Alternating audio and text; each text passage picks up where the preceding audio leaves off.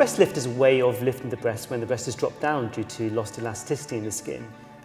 Breasts droop for various different reasons. Sometimes it's down to the breast expansion and deflation after pregnancy.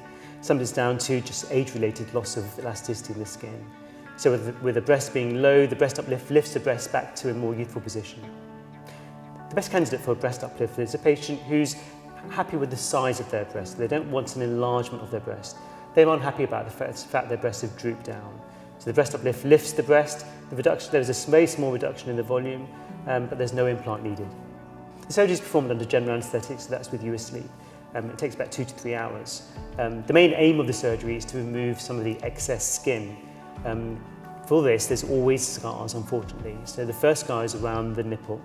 And then sometimes you have a vertical scar heading from the nipple down to the fold onto the breast, and that's called a lollipop scar.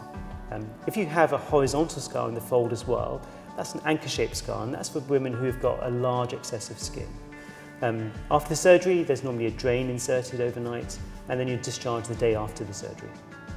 So in some ladies, the elasticity has decreased over the years, and the uplift will not last for many years.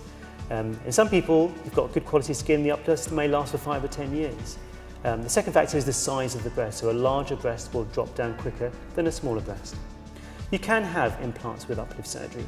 The uplift itself raises the breast from a low position to a high position, but doesn't enlarge the volume of the breast. In fact, it reduces it very slightly. In addition, with just an uplift, you don't add volume to the upper half of the breast. If those two things concern you, then an implant on top of an uplift would be the right choice for you.